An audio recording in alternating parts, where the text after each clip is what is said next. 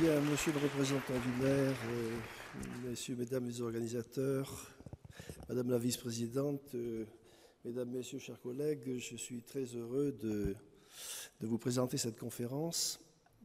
Très heureux d'avoir été invité par la Société des neurosciences à la donner et très heureux que mes amis sportifs soient là parce que je dirais que ce qu'il y a de plus important à dire, c'est probablement eux qui vont le dire. Je le pense très très sincèrement. Voilà, alors les champions sont-ils programmés pour gagner? Bon, c'est évident que c'est un peu provocateur. On ne programme pas un champion comme une fusée qui va aller dans l'espace interstellaire. Cependant, le mot programmation est un mot qui appartient au vocabulaire de l'entraîneur et du champion. On programme une saison, on programme un entraînement, on s'organise pour. Et je vais essayer de montrer ici ce qui relève de la programmation, ce qui peut être prévu, de ce qui relève de la préparation, parce qu'on se prépare un événement, eh bien on se prépare un événement tout le temps dans le domaine du sport contre un adversaire qui est lui-même est préparé et programmé. Donc il y a une partie d'aléa. Et eh bien, au bout, il y en a un qui gagne et je me suis intéressé particulièrement à cette personne qui gagne. Voilà, c'est ce que je voudrais vous montrer. Alors, d'abord, programmer, qu'est-ce qu'on entend par là? Si je prends le terme le plus général, qu'est-ce que c'est qu'un programme? C'est une suite d'instructions fournie à un système qui est organisé pour effectuer une tâche. Alors d'abord, une suite d'instructions, il est clair qu'on ne donne pas des instructions à un sportif. Il n'y a pas un coach ou un entraîneur qui va programmer son sportif. Donc pour atteindre un objectif, eh bien, ce qui est mis en œuvre est co-géré. C'est très important.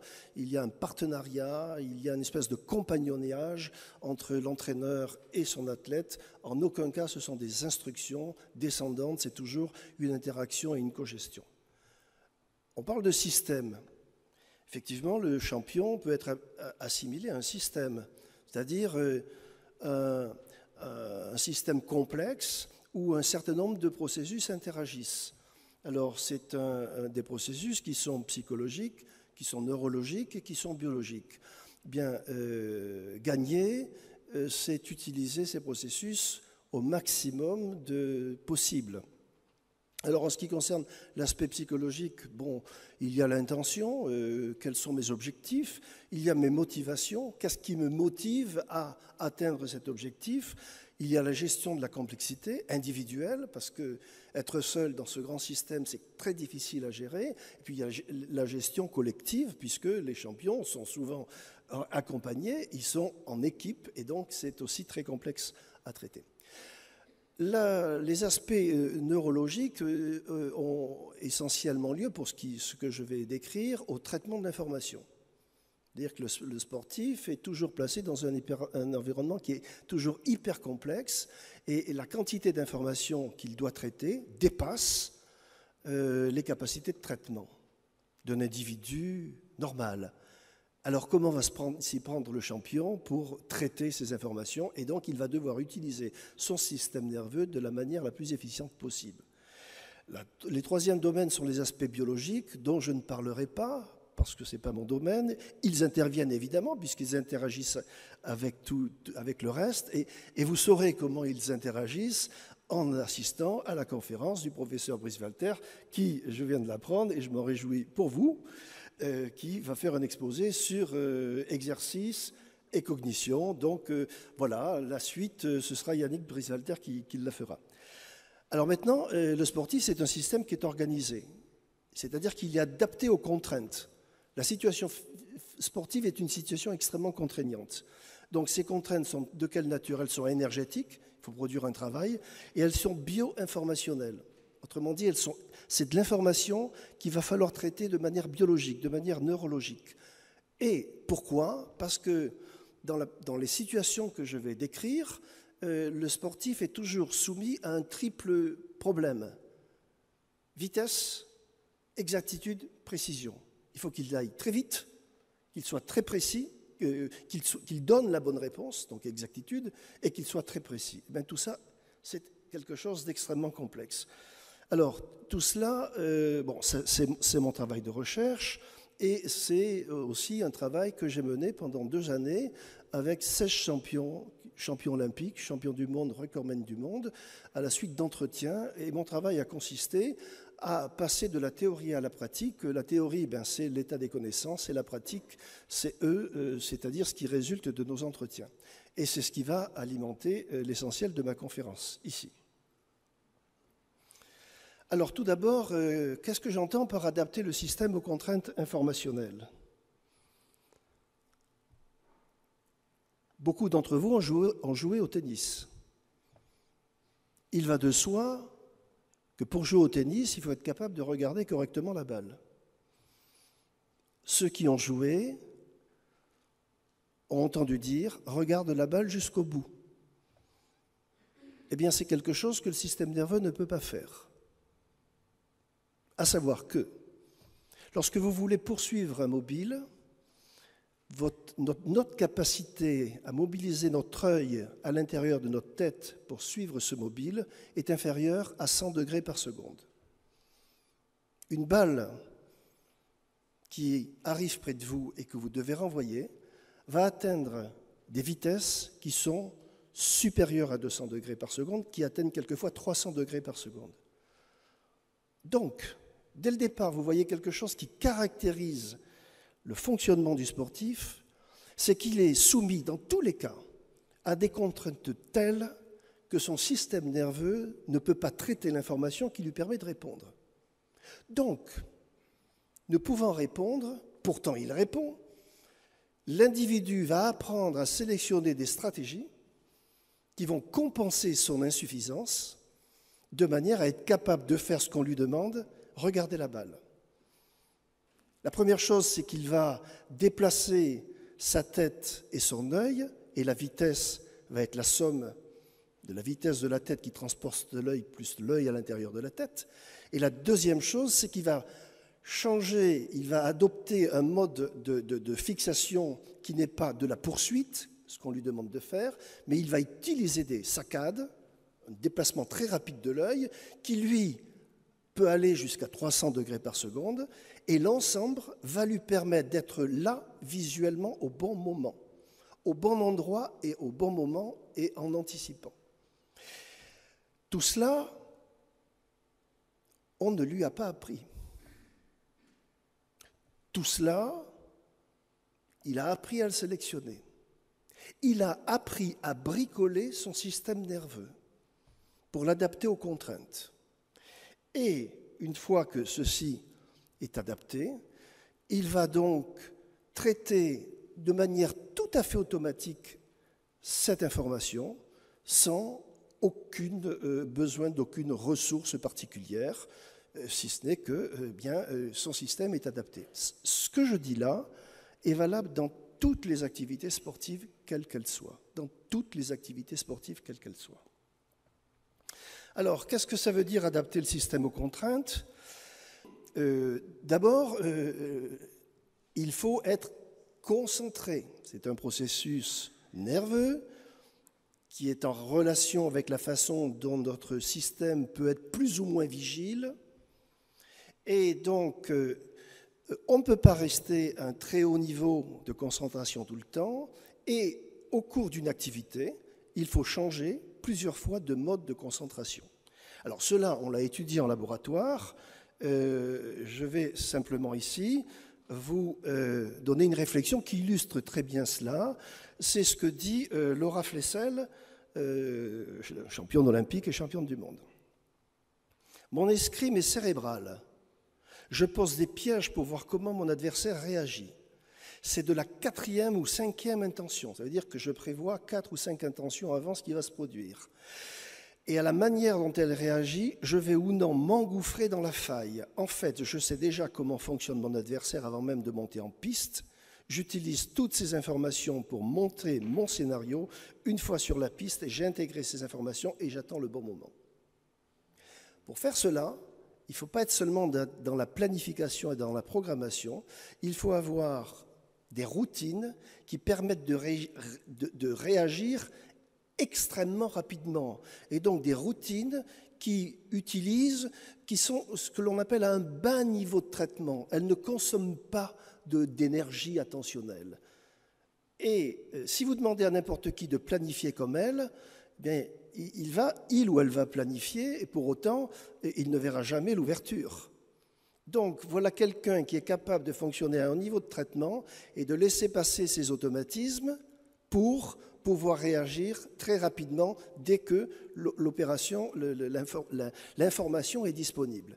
Donc, voyez cette capacité à adopter le bon niveau de contrôle en fonction de l'instant dans lequel nous sommes. Et tout cela, ça se produit dans des temps qui sont d'ordre de la seconde et certains processus de l'ordre de la milliseconde. Ça aussi, il faut apprendre à le mettre en œuvre. C'est l'objet de l'entraînement. Deuxièmement, l'attention. Alors, quand on étudie l'attention de sportifs de haut niveau, qui excellent dans des tâches où il faut faire très attention, escrime, tennis de table, boxe, bien, on voit un certain nombre de caractéristiques. Ces caractéristiques,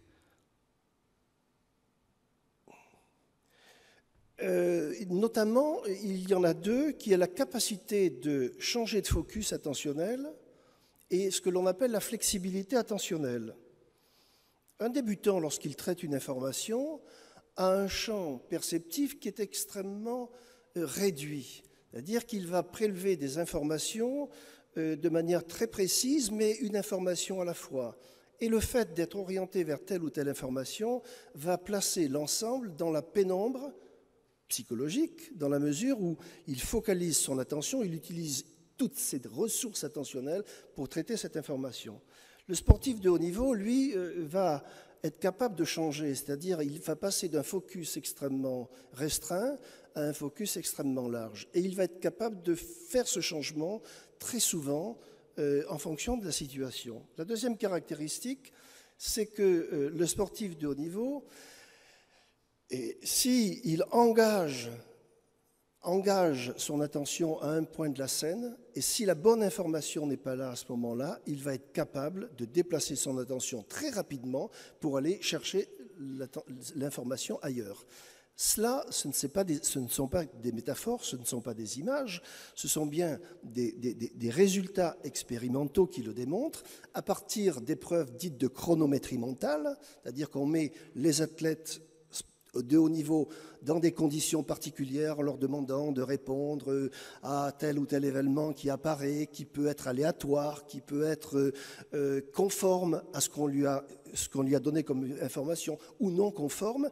Et on va pouvoir étudier cet athlète de haut niveau à la fois chronométriquement, comment répond-il, plus ou moins vite en fonction des situations, et comment fonctionne son système nerveux central, puisque en même temps, on va enregistrer le fonctionnement de son système nerveux central.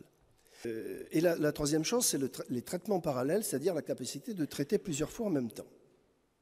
Maintenant, la perception. Je vais revenir en arrière. L'une des caractéristiques des champions, des gens très entraînés, c'est d'être sensible à des formes que l'on appelle prototypiques.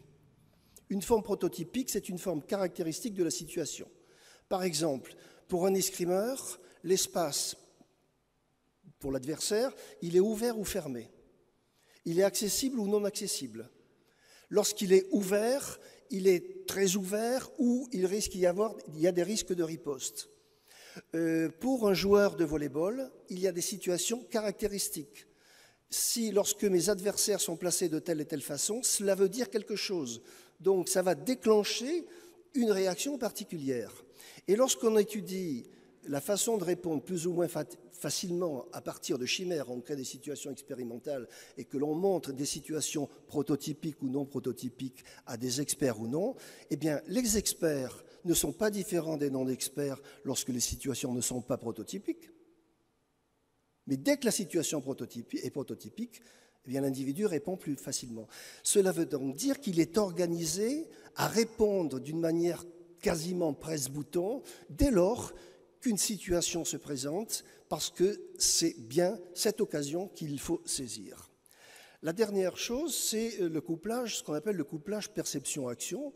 La première fois que vous essayez de rattraper une balle, c'est extrêmement difficile. La première fois que vous êtes au trampoline et que vous allez devoir atterrir, c'est extrêmement difficile d'organiser votre arrivée. Bien, et au début, vous êtes obligé de faire un certain type de calcul.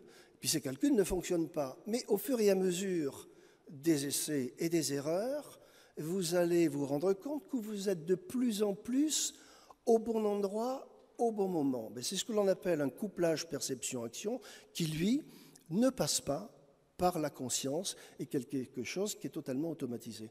Donc, vous voyez, être un sportif de haut niveau, c'est être capable de maîtriser tous ces mécanismes qui sont une potentialité du système nerveux, mais qui n'existe pas au départ et qui est quelque chose qu'il faut construire. Et je dis, l'expression que j'aime, c'est les sportifs bricolent leur système nerveux central. C'est-à-dire, ils vont procéder petit à petit. Le système nerveux central va procéder par essai, par erreur, et il va venir consolider des mécanismes qui vont être inscrits et qui ne coûtent pas grand-chose ou peu au niveau du traitement de l'information. Alors, voilà quelqu'un qui illustre l'ensemble de ce que je viens de dire. C'est Thierry Lincou, qui était champion du monde de squash. C'est le complexe bras-raquette et l'avant-bras qui sont importants. J'ai beaucoup travaillé cela à l'entraînement en focalisant mon attention et mon regard sur cette partie du corps. On dit souvent « regarde la balle », c'est un bon conseil de débutant. Quand on est bon, on la regarde au départ en vision périphérique. C'est le système de vision qui me semble le mieux traiter ces informations de vitesse et de direction. Puis sur la fin de sa trajectoire, notamment pour la frappe, on doit la regarder en vision centrale. Ce balancement entre vision centrale et périphérique est très dur à maîtriser. Le débutant, par exemple, essaie de regarder tout le temps la balle en vision centrale, ce qu'on lui demande d'ailleurs, ce qui n'est pas possible compte tenu de cette vitesse. Voilà quelqu'un, il était étudiant en STAPS. J'ai eu la chance de l'avoir comme étudiant. Ce n'est pas forcément moi qui lui ai expliqué ça, ou alors à croire que tous les étudiants à qui vous racontez quelque chose finissent par croire ce que vous leur dites. Ça ne se passe jamais comme ça.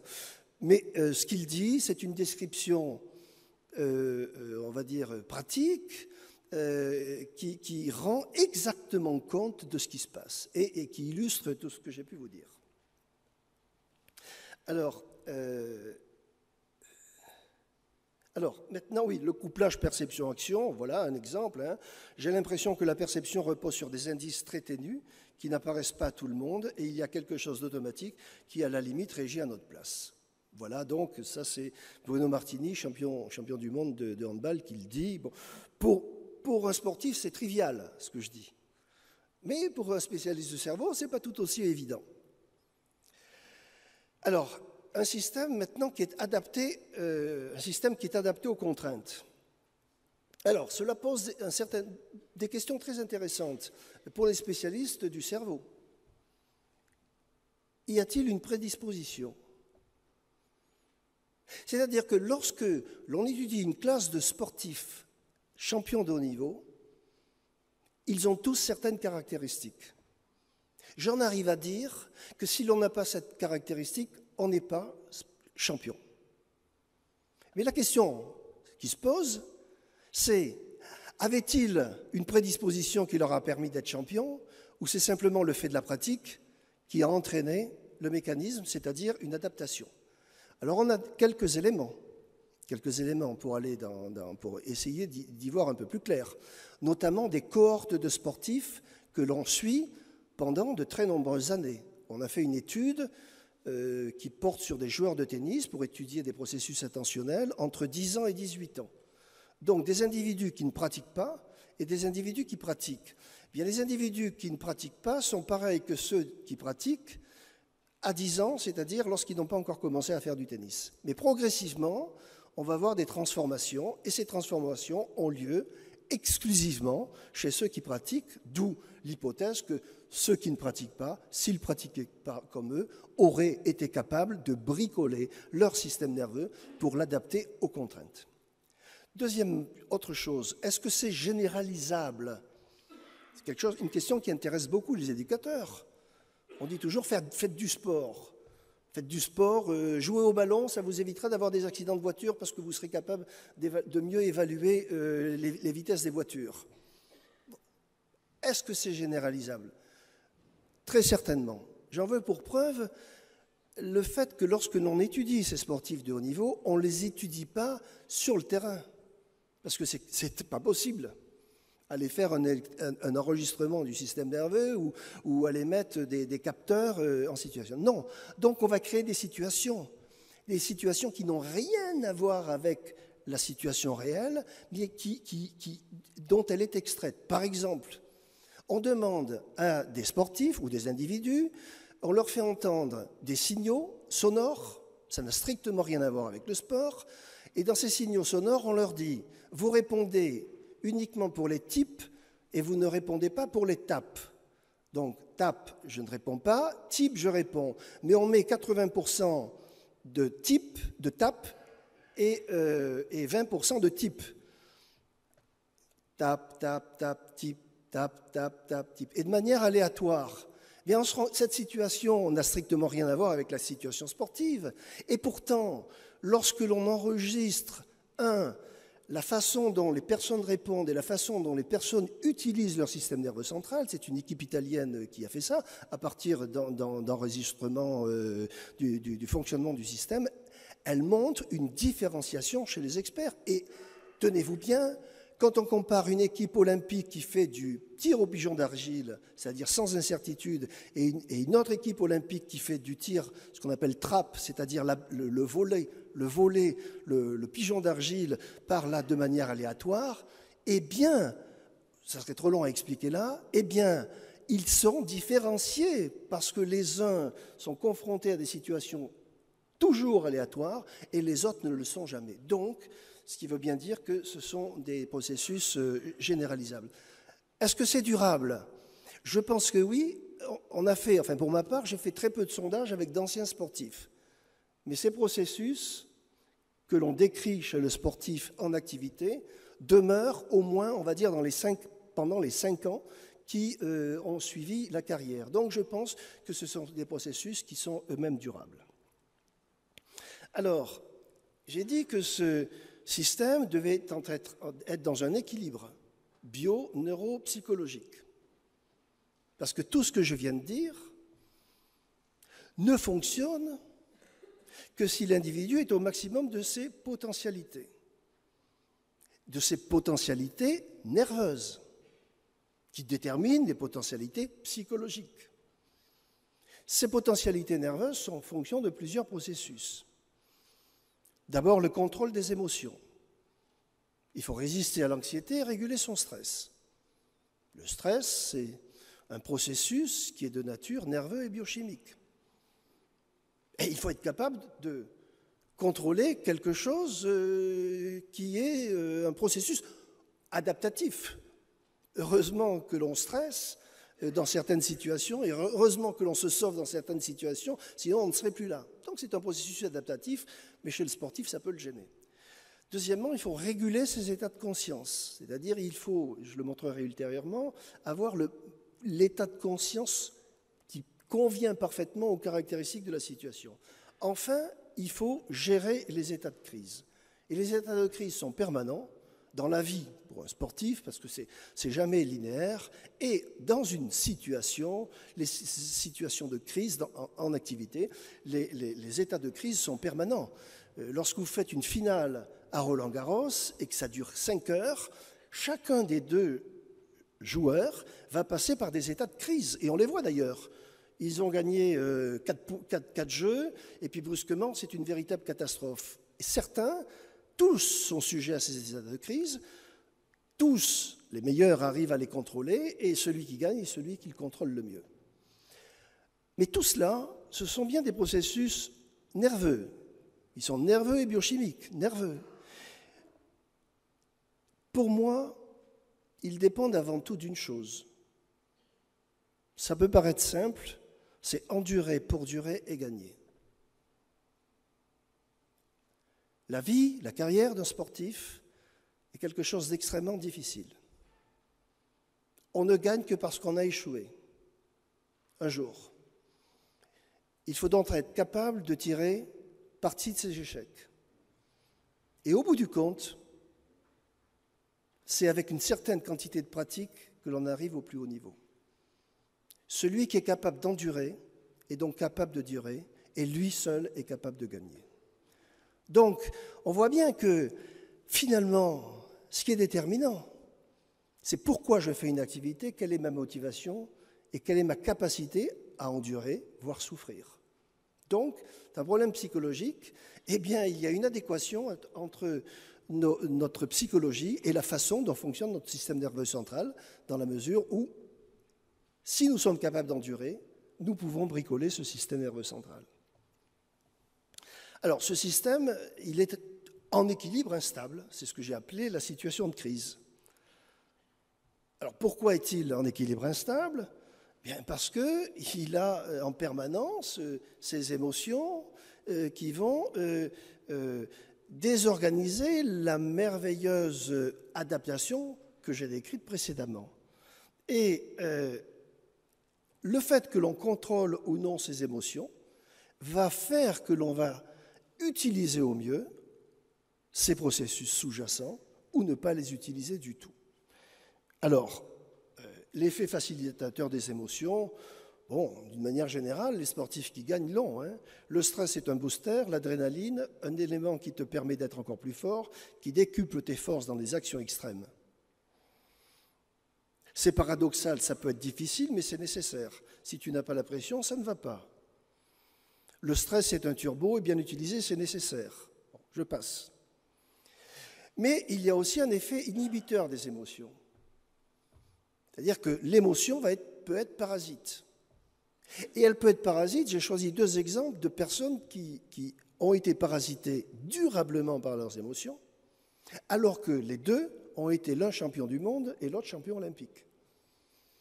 Donc, vous voyez, c'est que quand bien même a-t-on dit domestiquer la façon dont on utilise son système nerveux central, on n'est pas à l'abri, à un moment donné, d'une panne, c'est-à-dire une crise que l'on ne peut pas maîtriser. Et ça atteint des proportions assez terribles. Voilà quelqu'un qui était champion du monde et qui a fait une énorme chute au cours d'une des manches et qui dit ceci: je suis rentré chez moi, je n'ai pas skié pendant 15 jours. 15 jours plus tard, je suis à la Red Bull, un master avec les 10 meilleurs, je fais la reconnaissance comme d'habitude, puis montée, préparation, départ, ski dans le vide, et au moment de partir, assis, des vertiges, la peur du vide, je ne peux plus skier, un choc émotionnel énorme. Je me morfonds et je me dis, qu'est-ce qui m'arrive ? Je suis fini, je suis au bout. Je rentre chez moi, je mets mes skis au placard pendant 18 mois. 18 mois. J'ai été au plus bas quand la première course du championnat du monde est arrivée. C'était au Canada, à Whistler. 5 jours avant la course, j'étais toujours dans le même état. Mais je me forçais, je m'y remets pourtant. Je voyais bien que ça n'allait pas, que je n'étais pas bien. Au départ, je doute, je transpire, je pars quand même, et 10 mètres plus loin, je tombe à nouveau. Et là, je n'ai plus compris ce qui se passait, c'était terrible. Donc, vous voyez, arriver à domestiquer cela après 18 mois, c'est quelque chose d'épouvantable. Gerlin-Chicherit y est arrivé, mais il n'y est pas arrivé seul, on pourra y revenir par la suite. Franck Demoulin, quelqu'un d'un peu particulier, champion olympique très jeune, et je l'ai suivi pendant 3 Olympiades. Au cours de la première Olympiade, voilà ce qu'il disait de sa finale. J'ai connu l'état de grâce pour la médaille d'or de Sydney, une intensité de la première balle à la dernière balle, avec un engagement total, une sensibilité extrême, rien ne m'échappait. Oui, je gambadais, je courais à 200 à l'heure, au bord d'un ravin. Mes émotions étaient phénoménales, vécues pleinement, je pouvais tout tenter. Il a tout tenté, il a été champion olympique. Puis il y a eu une panne qui a duré 4 ans. Et j'ai donc repris mes discussions avec Franck Demoulin, juste avant les Jeux olympiques qui ont suivi. Et j'ai décrit dans mon bouquin ce qui se passait. Mais je n'ai pas décrit les causes de ce qui se passait, parce que c'était à 1 mois des Jeux, et les causes, elles tenaient à son système d'encadrement, essentiellement. Et par contre, j'ai publié cela 4 ans plus tard, puisque après avoir eu cette épouvantable panne que je vais vous citer, là, il est parti au dernier jeu. Il a presque remporté le challenge. Il était second à la dernière balle. Et la dernière balle n'a pas atteint la cible. Et Franck Desboulins n'est pas monté sur le podium. Mais voyons ce qu'il disait à Athènes. Ce qui a été anodin à Sydney m'a écrasé à Athènes. Oui, j'ai vécu cela comme un rouleau compresseur.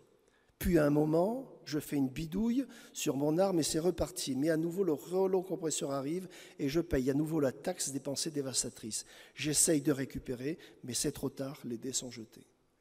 Voyez, donc, quand je dis endurer pour durer, ben, il faut sortir de tout cela. Après cela,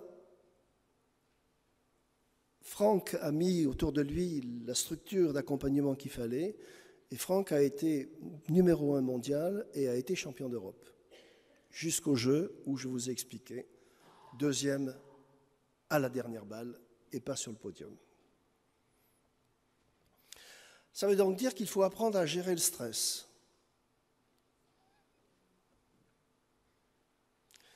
Alors, tout d'abord, il existe une susceptibilité personnelle.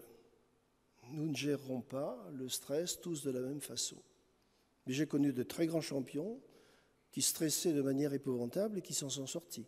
Je pense à Bruno Martini, par exemple, qui, j'explique dans mon bouquin comment il a pu s'en sortir, dans le mental des champions, pardon. Mais voilà, quelqu'un qui, au départ, stresse en permanence. Ce stress est modulé par l'expérience. C'est celui qui arrive à endurer, qui peut trouver les routines pour dépasser son état de stress. Et par adaptation progressive à la situation. Il y a une chose qui est fondamentale, et tous les sportifs doivent se poser cette question, et tous les entraîneurs doivent se poser la question. Pourquoi je pratique ? Il y a deux motivations, on va dire pour aller de manière schématiquement. Il y a une modification que l'on appelle intrinsèque, où l'on va pratiquer pour le plaisir de l'activité et pour progresser. On va tirer une satisfaction des progrès accomplis. Et il y a une motivation que l'on appelle extrinsèque, où l'on va pratiquer l'activité pour obtenir une satisfaction de l'ego, un renforcement de l'ego. C'est jamais ou l'un ou l'autre. Celui qui ne pratique que pour le plaisir, mais qui ne recherche absolument pas la satisfaction de l'ego, lui ne fera pas du sport de haut niveau. Il sera un très bon compétiteur, il ne fera pas du sport de haut niveau. Celui qui a une satisfaction de l'ego très très élevée, mais un intérêt pour la pratique limité, lui peut gagner, peut aller au plus haut niveau. Mais tous les champions que j'ai rencontrés ces dernières années, tous ceux qui ont un besoin de satisfaction de l'ego très important, eux sont atteints par les échecs. C'est-à-dire qu'ils se sortent difficilement de leurs échecs, quand bien même ont-ils atteint le plus haut niveau. Donc, ce n'est pas aussi évident que cela de savoir pourquoi on pratique pour un sportif. Et il faut trouver le juste équilibre. Et le juste équilibre, c'est vouloir satisfaire son ego, parce que sinon on n'a pas besoin d'être premier. Et avoir un intérêt énorme pour la pratique, pour tirer du plaisir de cette pratique. Rationaliser l'enjeu. Rationaliser l'enjeu, c'est-à-dire le situer tout à fait correctement. Lorsqu'un champion échoue, il doit, avec son entraîneur, être capable de voir objectiver quel est l'enjeu. Mais si je m'investis dans l'activité pour renforcer mon ego, mon échec me dit que je suis nul. Si je pratique aussi pour m'améliorer, mon échec, j'accepte de voir les raisons de mon échec, j'accepte de comprendre ce qui, dans ma préparation, n'allait pas, et je me remets au travail. Ça, c'est particulièrement important de comprendre pourquoi l'on pratique. Ça peut paraître tellement évident, mais je vous garantis qu'arrivé à la fin d'une carrière, certains n'ont pas été capables de faire cette analyse précise. Il faut planifier ses objectifs et sa préparation. Ça, les sportifs le savent. Si on n'est pas capable de le faire, on n'y arrive pas. La planification permet de savoir où on en est. Et donc, de ne pas se laisser emballer par un stress, puisqu'il permet d'identifier ce que l'on rencontre tout autour de cette préparation. Se rassurer par le travail. C'est aussi pour ça qu'il y a des stakhanovistes du travail. Le travail rassure. Rechercher du plaisir. Ritualiser sa pratique pour se rassurer sans tomber dans une pratique magique. J'y reviendrai. Ritualiser, ça veut dire trouver des routines qui permettent d'affronter les situations difficiles. Je vais y revenir longuement tout à l'heure. Pratiquer un contrôle tonico-corporel, c'est-à-dire une juste façon de trouver un équilibre corporel en relation avec ses états psychologiques, et cela, ça se travaille par différentes techniques. Et enfin, il y a ceux qui s'en sortent seuls, et il y a ceux qui, quand bien même ont-ils été champions de très haut niveau, à un moment donné, pour des raisons que l'on comprend de manière générale, mais qui leur sont spécifiques, ne peuvent plus avancer seuls. Et à ce moment-là, il faut qu'ils se fassent aider par un accompagnant ou un psychologue pour l'aider à sortir de cette difficulté-là. Et utiliser des routines mentales au cours de l'épreuve, là aussi j'y reviendrai. Je voudrais revenir, puisqu'on est là à la semaine du cerveau, sur l'adaptation des états de conscience. L'état de conscience, c'est l'état de vigilance avec lequel nous abordons les situations auxquelles nous sommes confrontés. Un état de conscience qui est très bas, c'est lorsque je sommeille ou que je somnole. Mais le champion, lui, il est tout à fait à l'opposé. Autrement dit, il a un état de conscience qui est hyperactif. Pour vaincre une situation, pour vaincre un adversaire, pour battre un record, il faut que vous soyez meilleur que l'autre. Pour être meilleur que l'autre, il faut développer quelque chose d'exceptionnel que l'autre n'a pas. C'est-à-dire être capable de se mettre dans des états particuliers. Ces états particuliers ont été décrits pour la première fois il y a une vingtaine d'années par un psychologue qui travaillait sur la motivation. Rien à voir avec le sport et rien à voir avec l'activité physique. Et qui montrait que les individus extrêmement motivés, alors il a travaillé avec des grands créateurs, des individus extrêmement motivés décrivaient un état qu'il a appelé le flow. Les Français ont repris ça, ont appelé ça la zone. Moi, j'appelle ça l'état de grâce. Alors, c'est quoi? Voilà ce que dit Laura Flessel, qui est très surprenant pour les non-sportifs. Elle me décrit là ce qui s'est passé lors de sa première finale de championnat du monde à La Chaux-de-Fonds. Je me suis senti dans un état second. J'avais le sentiment de préparer tellement bien une action que je l'exécutais au ralenti. Cela au point de penser avoir un temps de retard tant il me semblait que j'allais doucement, que mon bras allait à 2 à l'heure, comme chez une débutante. Mais non, j'étais la seule à toucher, c'était donc que j'étais très rapide. Cette sensation ne m'arrive que dans les grandes compétitions, elle est tellement surprenante qu'il m'arrive de regarder mon entraîneur pour me rassurer. Ce qui peut paraître là tout à fait extraordinaire, et c'est extraordinaire, c'est quelque chose qui est relativement courant, que l'on va retrouver de manière courante chez ces champions-là. Je parle notamment de ceux qui sont dans des disciplines où, en fait, c'est ce que j'ai dit, il faut être vite et exact tout en étant précis. Et donc, si vous utilisez l'information et vous la traitez sans être dans un état particulier, ce n'est pas vous qui touchez, c'est l'autre. Donc, on décrit des transformations du champ de la conscience qui sont tout à fait invraisemblable. Mais dès lors qu'ils se répètent et qu'ils se reproduisent chez des individus différents, on peut leur accorder du crédit. Alexandre Biamanti, qui est un champion du monde de karaté, me dit ceci. La première fois, c'était en 1998. J'ai eu le sentiment d'être en hélicoptère et de tourner autour de mes proies. J'avais la sensation d'être au-dessus de mes adversaires, porté par quelque chose avec une incroyable sensation de légèreté. Donc je dis à Alexandre, mais ce sont des images. Il me dit non, je t'affirme que ce ne sont pas des images. C'est bien ce que j'ai ressenti.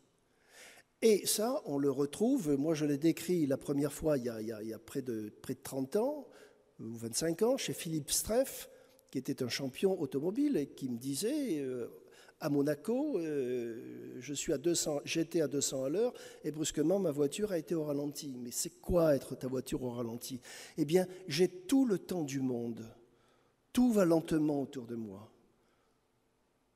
Et donc, si vous arrivez à tirer sur le temps de cette façon-là, vous avez tout le temps du monde pour agir et vous pouvez être à la fois très rapide. C'est surprenant puisque Laura Flessel dit « j'ai l'impression d'être une débutante ». Vous êtes très rapide tout en étant exact et tout en étant précis. Ceci a été décrit beaucoup de fois et je l'ai décrit, moi, chez beaucoup de champions dans le mental du champion.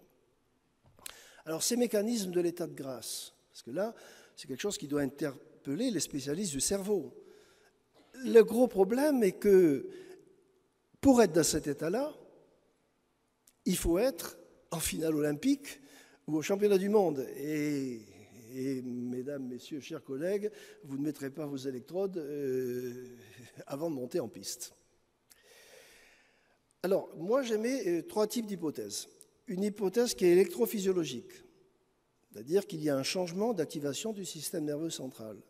On sait qu'il y a des choses de ce type-là, c'est très bien étudié, chez tous ceux qui font de la méditation, tous ceux qui font des pratiques de changement d'état de conscience. Et je suppose, mais c'est aux spécialistes de répondre à la question expérimentalement, difficile, on l'a vu, je suppose que le système nerveux a un registre de fonctionnement qui est autre que celui que l'on a dans la vie vigile de tous les jours. À la différence près par rapport à ceux qui font de la méditation, et ça c'est très important, c'est que celui qui médite se coupe d'une certaine manière du monde. Or, les sportifs sont dans le monde, plus que jamais dans le monde. Ils sont dans l'interaction alors que l'autre sont dans le recueillement intérieur. Et donc, c'est quelque chose qui est vraiment spécifique. Deuxièmement, il y a une hypothèse biochimique. Alors, on sait que le cerveau va fabriquer donc des substances, des endorphines ou encéphalines, qui sont capables de produire des sentiments de bonheur, des sentiments de non-fatigue, de résistance à la douleur, et il est possible qu'il y ait des transformations de ce type-là, lesquelles transformations ont été étudiées notamment chez les sportifs qui pratiquent des longues distances, et qui, du même coup, on attribue une partie de l'addiction, c'est un des thèmes, de l'addiction de ces sportifs à la pratique, au fait de vouloir retrouver ces états d'euphorie. La troisième hypothèse est une hypothèse neurologique, c'est-à-dire que je suis persuadé que l'expérience est inscrite dans le réseau de connectivité du système nerveux central. Pourquoi est-ce que je dis cela? Parce que le jour où un individu a produit cet état, il va être capable de reproduire cet état. Une fois éprouvé, cet état peut être amorcé. L'amorce est un concept psychologique qu'utilisent les psychologues pour décrire qu'un élément va pouvoir, à partir de ressemblances dans des situations, à partir d'une mise en œuvre que fait l'individu de manière peu intentionnelle, l'amorce va être capable de déclencher un processus de manière extrêmement rapide. Le fait qu'un individu qui ait éprouvé cela une fois soit capable de le reproduire veut dire qu'il a trouvé une clé. Et c'est cette clé qui va lui permettre de mettre en œuvre les circuits de manière optimale. C'est ce que j'appelle bricoler son système nerveux central. Alors, j'ai essayé avec une vingtaine de champions, ceux du mental des champions et d'autres, puisqu'on a fait une enquête avec l'INSEP qui m'a adressé à certains autres champions qui avaient vécu les mêmes choses, de décrire cela. C'est d'abord un processus non volontaire. L'individu ne dit pas « je vais me mettre dans cet état-là ». Une fois connu, ce processus est facilité. Alors comment ? Les champions développent des stratégies d'autoconditionnement qui sont destinées à provoquer ces états en utilisant des rituels. Ce sont ces rituels qui jouent une fonction d'amorçage de l'état désiré. Les rituels, c'est tout ce qui peut paraître magique et toute la façon, tout ce que je mets en œuvre lorsque je me concentre pour être bien dans l'état. Et celui, Jackson Richardson, avait besoin d'ennuyer tout le monde, pour être poli. Ce n'est pas les mots qu'il m'a dit. C'était sa façon de se concentrer. Mais d'autres ont besoin du recueillement. D'autres ont besoin de musique. Et tout ceci constitue des rituels. Et le sportif apprend à sélectionner ces rituels.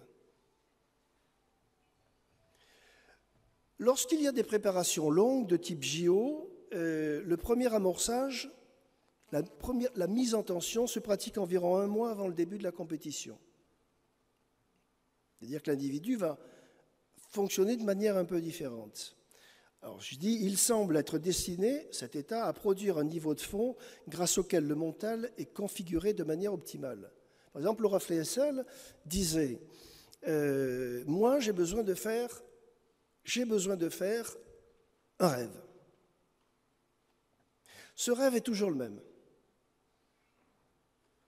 Je suis dans ma chambre, je dors, je rêve que je dois aller faire la compète, que je suis incapable de trouver le bus, le train, le car, et je n'arrive jamais à cette compétition. Ma camarade de chambre, elle partageait cette chambre à cette époque, me dit que c'est absolument épouvantable, je crie, je suis dans un état d'agitation. Elle dit, quand je me réveille, je sais que je peux démarrer, et je peux entrer dans ma préparation. Alors, bon, il ne faut pas faire une relation systématique, ce n'est pas une pensée magique, loin de là. C'est que tout simplement l'individu a appris à associer à un moment un état particulier favorable à un état psychologique, et il ou elle va s'organiser pour se mettre dans les conditions les plus favorables à l'émergence de cet état psychologique. Une seconde phase plus spécifique est enclenchée juste avant l'épreuve, et elle met le psychisme en tension jusqu'au début de celle-ci. Une troisième phase intervient environ 3 à 5 minutes avant l'épreuve. Cette phase est très spécifique. Et l'athlète entre dans une bulle. Puis après, tout cela va déterminer ce qui va se passer au moment de la compétition. Et je crois qu'il faut que les entraîneurs et les athlètes doivent être très attentifs à leurs états psychiques. Pas pendant la compétition, surtout pas, mais rétrospectivement, pour essayer de savoir comment les choses sont arrivées, qu'est-ce qui s'est mis en œuvre. Et c'est une façon d'arriver à bricoler ce psychisme. Seuls les sportifs, non. Je fais actuellement une enquête avec 24 grands créateurs, sinon génies, c'est-à-dire des prix Nobel, des victoires de la musique, des Molières, des Goncourt, des médailles Fields, des gens qui sont tout à fait exceptionnels. Et ce que je montre, parce que j'étudie ces processus, c'est que tous, bien mieux que les sportifs, sont capables de bricoler leur psychisme. Chacun a ses modes de gestion pour bricoler leur psychisme et être capable d'obtenir le meilleur rendement. J'ai pris qu'un exemple. Pourquoi ? Parce que c'est quelqu'un qui doit être très rapide, très précis. C'est Didier Locoud, qui est un virtuose du violon et qui est en même temps un improvisateur génial. Plus je joue rapidement, plus j'ai l'impression de jouer au ralenti et plus je me détends. Je fais des allers-retours entre le rêve et la réalité. Vous voyez, changement de niveau de conscience. L'organisme ne peut pas se permettre d'être collé à la réalité. Ce serait trop fatigant. Je suis dans une tension et je dois me retirer pour me recharger. Je le ressens à un point tel que c'est monstrueux. J'appelle cela des apnées tout en étant en état d'éveil sur l'extérieur.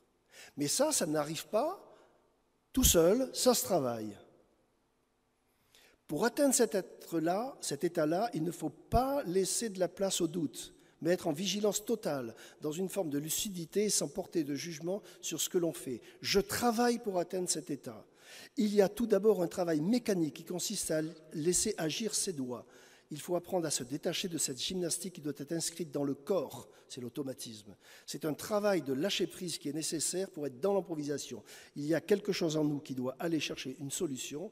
Je traite instant par instant, le doute n'est plus possible, sinon le geste s'arrête. Et ces routines-là, en fonction de la nature de la création, je vais le retrouver, des routines toujours aussi sophistiquées que je vais retrouver chez tout le monde. Alors, le coach là-dedans, qu'est-ce qu'il fait ? J'ai donc fait un deuxième livre où j'ai étudié ce que fait le coach, comment il s'y prend pour programmer, pour co-gérer la performance, et j'ai interviewé 21 coachs et 21 de leurs athlètes qui ont tous été ou champions du monde, ou champions olympiques, ou recordman du monde. Alors, le coach et la programmation du champion. Comment les choses peuvent passer ? D'abord, il faut que le coach comprenne quelle est la motivation de l'athlète, pour les raisons que j'ai précisées tout à l'heure. Il faut établir un climat de confiance. Un psychologue du sport qui s'appelle Sophia Jovette dit ceci, qui est très juste, même si ça paraît très simple. Lorsque le coach dit « les athlètes croient en moi » et que les athlètes disent « le coach croit en moi », alors on peut gagner. Vous voyez ce rapport d'empathie. Il va falloir adapter son mode de commandement et de leadership à ses athlètes. C'est-à-dire qu'on n'entraîne pas de la même façon des débutants et des experts, des hommes et des femmes. Il faut donc adapter son mode de leadership. Il faut être capable de gérer ce qu'on appelle la fixation des buts. Il ne suffit pas de dire on va gagner les Jeux Olympiques ou on va aller aux Jeux Olympiques. Il faut être capable de les gérer et de les faire partager par tous. Et dans les équipes, notamment de sport collectif, tout le monde ne partage pas, c'est curieux, mais tout le monde ne partage pas les mêmes objectifs. Et d'où des dissensions qui arrivent dans les moments de crise. Il faut organiser les statuts et les rôles dans l'équipe, préparer pour être prêt au jour J, et puis gérer les réussites et les échecs tout au long de la carrière. J'insiste sur le gérer les réussites. C'est très difficile de sortir d'une réussite exceptionnelle. Alors, la relation coach-athlète, elle est faite de respect, de même type de motivation, d'un partage des valeurs de leadership, partage de valeurs éthiques. Vous voyez, on n'est plus dans le système nerveux, on est vraiment dans des rapports entre êtres humains, mais c'est tout ça qui va conditionner l'état d'équilibre du sportif, partager les mêmes objectifs, évaluer ensemble les résultats et assumer ensemble les résultats.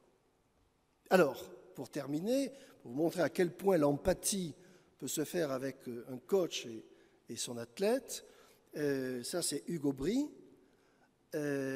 qui gagne un championnat du monde alors qu'il est complètement mené. Le coach m'a dit un mois avant, parce qu'on a travaillé sur cette situation, il me dit à un moment donné, je vois que Hugues est perdu. Je le regarde et je sais qu'il faut qu'il touche à la main. Mais Hugues n'est pas capable de toucher à la main parce que ce n'est pas son spécial. Mais Hugues touche à la main. Il faut imaginer 1 milliard de personnes, pas 1 milliard pour le championnat du monde d'escrime, mais quelques millions de personnes, 50 millions de Français qui vous attendent, une espèce de folie qui est autour de vous, et dans cette espèce de folie invraisemblable, derrière son masque, il y a un regard d'un entraîneur. Je mène 13-11, mais mon adversaire revient à 13 partout. Je doute, je me retourne vers Michel, et je vois en lui quelqu'un qui ne doute pas, qui est sûr, avec un regard posé sur moi, qui a une telle confiance en moi. Je ne le sens pas calme parce qu'il ne peut pas gérer, mais parce qu'il gère et qu'il est sûr de moi. Et là, de voir ce regard, je réagis comme jamais auparavant. Le fait qu'il soit calme mon côté foufou, et soudain je suis plus attentif, plus posé. Je mets deux touches qui viennent un peu du futur, parce qu'il n'est pas capable de les faire, ces touches. Je mets deux touches qui viennent un peu du futur pour moi, parce que ce ne sont pas des touches que j'ai l'habitude de faire. Pourquoi est-ce que je les fais à ce moment-là? Quand j'ai interviewé Hugues, il ne le savait pas. Et c'est lorsque je lui ai fait lire les propos de l'entraîneur un mois avant que Hugues a compris que dans cette espèce de folie, un regard lui a dit de faire quelque chose qu'il n'était pas capable de faire, et l'homme s'est transcendé, et l'homme a fait ce qu'il fallait pour être champion du monde. Voilà, donc les choses peuvent être planifiées, organisées, programmées, mais programmées, oui, mais. Vous reconnaissez, champion olympique il y a peu de temps. Vous reconnaissez, Pierre Vautier, champion olympique de snowboard à Sochi. Regardez ce que dit Pierre. C'est incroyable, c'est un miracle. J'atterris pas. Je n'ai plus de ligaments croisés, je cours avec une attelle. Il y a 2 mois, c'était presque impensable. J'ai tout fait pour être là alors que le timing était ultra serré. J'ai souvent eu des déboires dans les grands rendez-vous. Je ne suis pas l'homme des rendez-vous que je loupe souvent parce que je subis la pression. C'était peut-être ma chance d'arriver en gros outsider.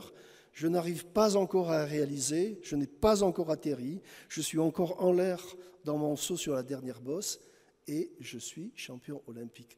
Donc vous voyez que tout ne peut pas être programmé. Et voilà donc ce qui fait à la fois l'incertitude et les certitudes que l'on peut avoir quand on essaye de comprendre ces champions. Merci.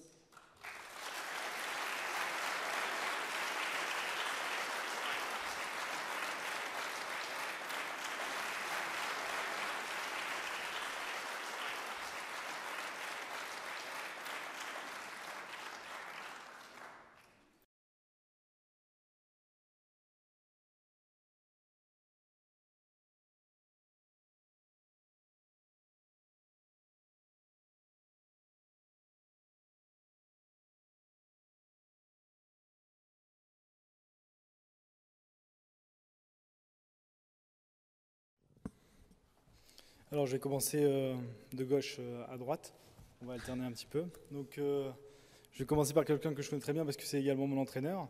Donc c'est Franck May, qui est un boxeur qui a fait différentes disciplines, donc boxe française, full contact et kickboxing.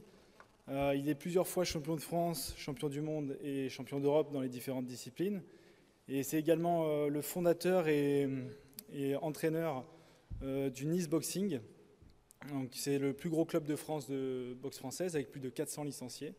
J'espère qu'il va pouvoir nous faire partager son expérience au niveau de l'entraînement. Donc, il est venu avec sa fille, Adeline May, juste à côté. Alors, Adeline, elle est 5 fois championne de France, championne d'Europe des moins de 18 ans, championne du monde des moins de 18 ans. Et elle n'a pas beaucoup connu de défaite, si je dois dire. Elle n'a même jamais connu la défaite. C'est vraiment quelqu'un d'exceptionnel. Donc ça arrive assez rarement. Donc, voilà, je vais aussi présenter Laura Pamportes qui pratique le squash. C'est la 3e joueuse française, 50e joueur mondial.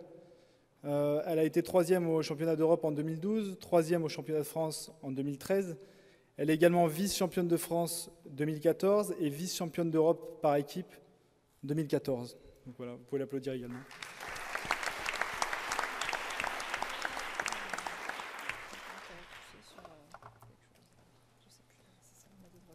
Excusez-moi.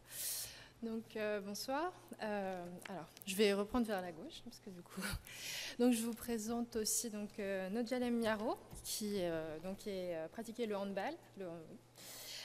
Donc, qui a été 5 fois championne de France en club, ainsi que 3 fois vainqueur dans la Coupe de France aussi, qui a en équipe de France quand même obtenu la 4e place aux Jeux Olympiques d'Athènes, ainsi que la 6e place à Sydney. et qui a remporté les championnats du monde en 2003, ainsi que la médaille d'argent en 1999, et a remporté aussi une médaille de bronze en 2002 au championnat d'Europe, et qui est aussi présidente, comme on l'a dit tout à l'heure, de la Ligue féminine de handball. Voilà.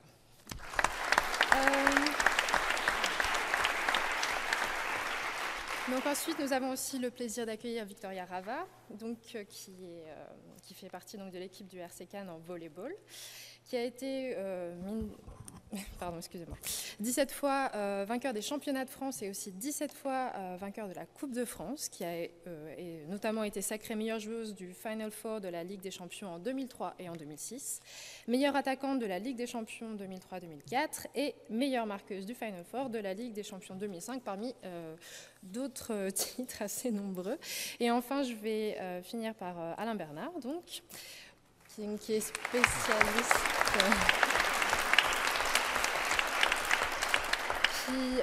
qui se spécialise, on va dire, dans le 100 mètres nage libre, pour lequel il a obtenu l'or au JO de Pékin en 2008, ainsi que l'argent au championnat du monde 2009. Il s'est aussi distingué au 50 mètres nage libre en obtenant le bronze toujours à Pékin en 2008, ainsi que le bronze au championnat du monde de 2011. Et il a aussi fait gagner, on va dire, la France en équipe avec le relais 4 x 100 mètres. Donc, il a eu l'argent au JO de Pékin, le bronze au championnat du monde 2007 et 2009, champion d'Europe en 2011 et enfin champion olympique au JO de Londres 2012. Voilà.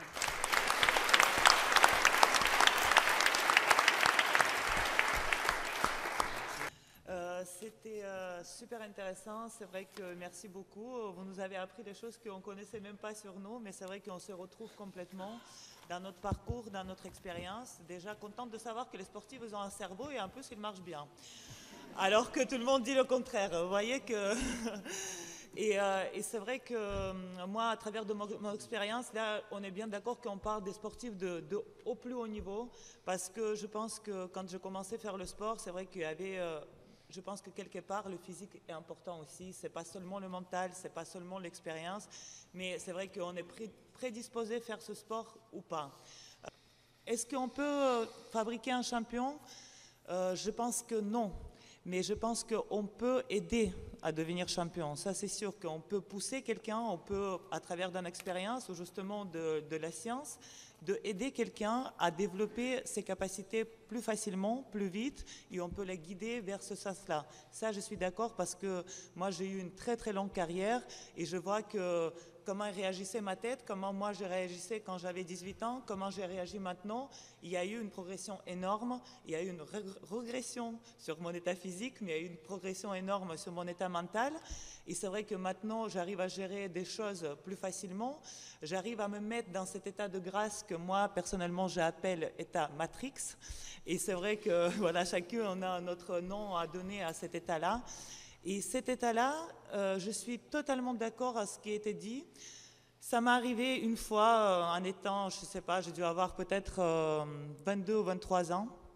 Et quand on la ressent, cet état-là, je le reproduis plusieurs fois. Ça n'arrive pas si facilement, ça n'arrive pas tous les ans, ça n'arrive pas tous les jours, mais ça arrive.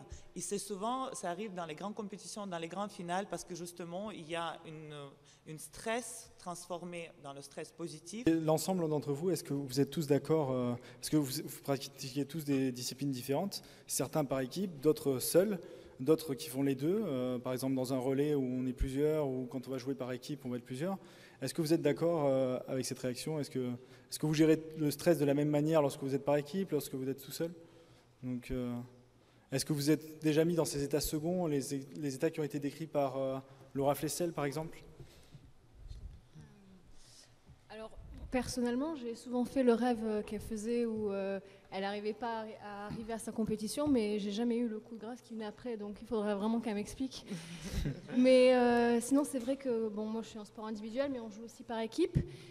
Et c'est vrai que personnellement, je ressens une réelle différence sur ma motivation, sur mes émotions entre un championnat du monde, par exemple, individuel et ou par équipe, où là, on va vraiment jouer pour ses coéquipières. Donc, elles vous expliqueront sans doute mieux que moi, mais on va arriver à se surpasser et donner son meilleur pour les autres. C'est vrai que ça a un impact assez important sur nous.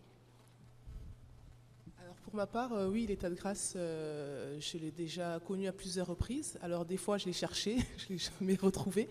Alors c'est particulier la première fois que ça arrive parce que moi je me rappelle, ça a commencé vers 98-99. Donc je ne sais pas s'il y a un âge aussi où physiquement on se sent peut-être bien. Je devais avoir 25 ans, donc voilà, il y avait quand même 22 ans, il y avait quand même physiquement, je me sentais musculairement très solide. Et la première fois que ça m'est arrivé, j'avais l'impression de faire 3 mètres. L'adversaire était tout petit, les cages étaient toutes petites. Et il y avait une lumière qui était vive. Et ça faisait vraiment bizarre parce que je me dis, mais qu'est-ce qui se passe quoi. Et je sentais que quand je tirais, ça partait. J'entendais Alors on met de la colle au handball. Alors j'entendais la fin de mon tir, j'entendais la résine qui lâchait de mes mains. Alors la gardienne, je voyais qu'elle partait à gauche et je me dis mais t'es parti trop tôt et j'avais juste à poser le ballon. Et j'avais cette impression de voir 2 images différentes en même temps, c'est-à-dire ce que faisait l'adversaire et la facilité que j'avais à pouvoir faire autre chose. Et c'est vrai quand ça vient, c'est déjà en termes de sensation, de chaleur, physiquement, corporellement, on se sent chaud, on se sent grand, on se sent d'une puissance un peu hors norme. Voilà, et après tout semble très très simple. Et aussi cette acquisition des compétences, c'est-à-dire qu'au tout début de la carrière, on réfléchit, on est dans la répétition des gestes, l'entraîneur nous fait répéter le même geste, le même tir, le même débordement. Et puis après, il y a des choses où quand on voit, on n'a plus à réfléchir, on se dit c'est moi qui ai fait ça, je suis déjà en train de tirer. Et je n'ai pas réfléchi au débordement. Donc il y a une action qui est déjà faite et qu'on n'a même pas vue et qu'on n'a même pas senti, on ne s'est pas senti la faire en fait. Donc on se sent des fois un peu en dehors de son corps. Et j'ai des fois eu l'impression de me regarder un peu jouer et de me voir en train de faire des choses. Et bon, c'était moi qui les faisais, hein, je ne suis pas schizophrène. Donc, mais voilà, c'est assez particulier comme sensation.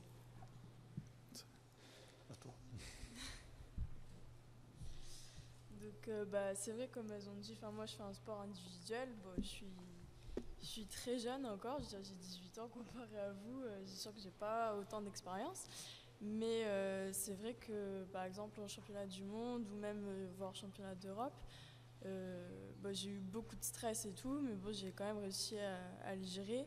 Mais c'est vrai que cet état de grâce, j'ai eu peut-être l'occasion de le ressentir. Parce que c'est vrai qu'on se sent comme un extraterrestre, donc pour ma part sur le ring et tout. Mais c'est vrai que j'ai l'impression d'être largement au-dessus de mon adversaire, de la contrôler de partout, d'envisager tous ses faits et gestes. Et c'est vrai que c'était formidable. Merci. C'était formidable et c'était quelque chose que j'espère retrouver, donc sûrement avec le travail, l'expérience qui va venir. Et donc... c'est vrai que j'aimerais bien le retrouver, quoi. Très bien. Donc là, vous nous avez tous parlé de l'état de grâce, en fait, l'état quand vous êtes dans le meilleur de vos performances. Mais également, il y a des moments où on n'est pas au meilleur de sa forme, des moments où on va devoir perdre, avoir des défaites. C'est des moments qui doivent être difficiles à gérer. Donc comment on va gérer la défaite ? Qu'est-ce qui vient en premier comme sentiment ? Comment on repart, en fait, pour s'inscrire à d'autres compétitions, repartir pour avoir toujours l'envie de gagner? Comment vous gérez ça? Je pense que tout le monde a connu la défaite, j'imagine. Tout le monde connaît la défaite tôt ou tard. Il faut l'accepter, c'est comme ça. Alors, à savoir d'où vient la défaite. Est-ce que c'est une contre-performance ou est-ce qu'on a été battu par plus fort que soi? Est-ce qu'on a tout mis en œuvre pour y arriver et ça n'a pas marché? Ou est-ce qu'on a négligé certains points dans la préparation? Un échec s'analyse souvent de cette façon-là.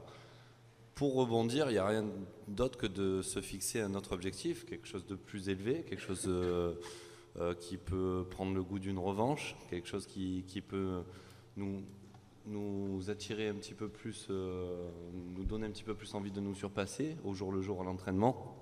On parlait d'état de grâce tout à l'heure. Un état de grâce, c'est sûr que c'est addictif. On a envie de reconnaître cette sensation. On a envie d'aller la chercher. On a envie de se dire, tel jour, on a mis ça en œuvre. On s'est senti dans cet état. On a vu quelques secondes en avant. On a senti des coups arriver en avance. On a pu anticiper. Et par moments, ces états, on va tellement les chercher qu'on finalement, on ne les trouve pas. Et c'est quelque chose qui doit rester dans le domaine de la création, dans le domaine de la créativité. À vouloir trop chercher quelque chose, finalement, on ne le trouve pas parce qu'on se perd dans l'improvisation.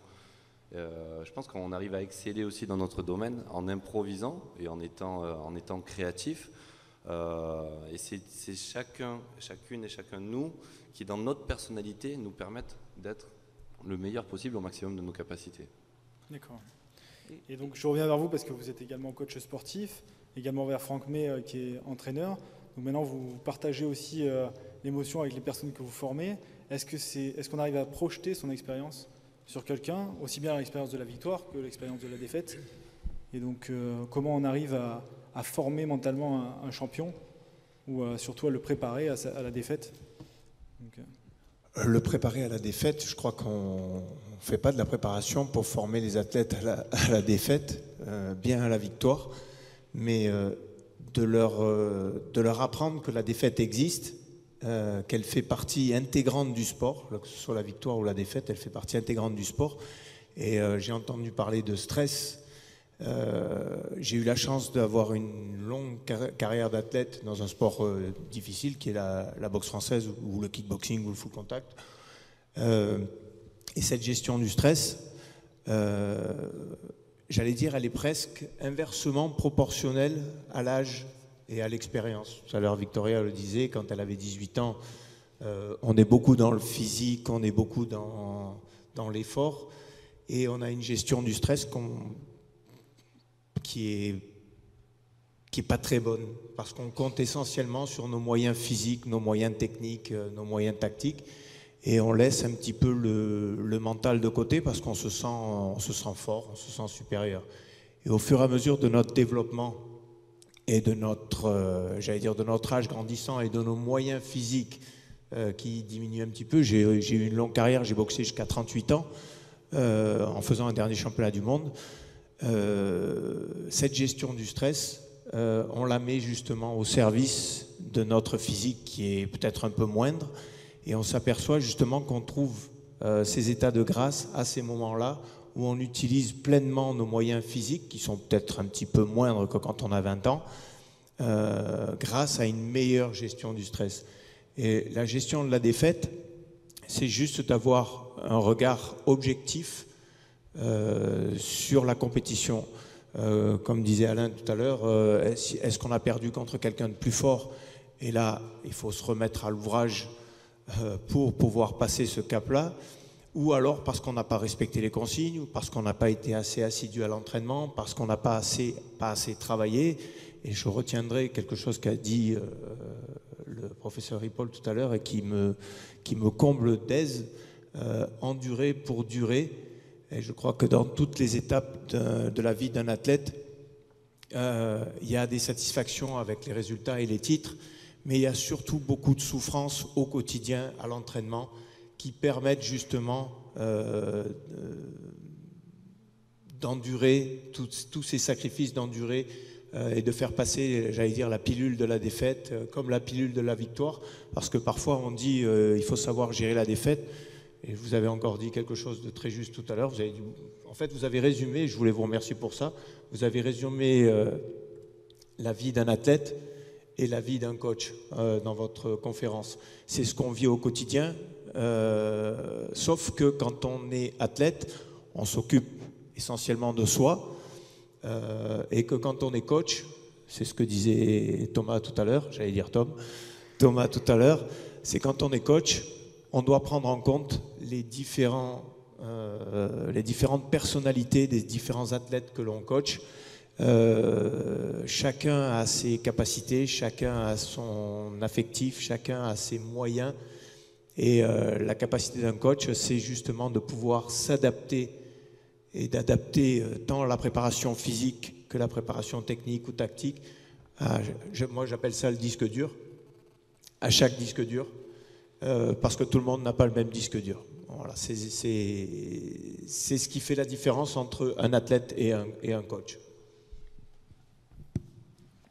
Moi, je voulais poser une question, parce qu'il me semble que dans votre livre, justement, Le mental des champions, vous citez Laura Flessel qui disait que finalement, ce qu'il avait peut-être le plus formé, c'était une défaite. Et en tant qu'athlète, je ne sais pas si vous en avez, enfin, je ne pense pas que vous en ayez connu de si grandes, mais même en tant que coach, certainement, c'est comment on gère finalement,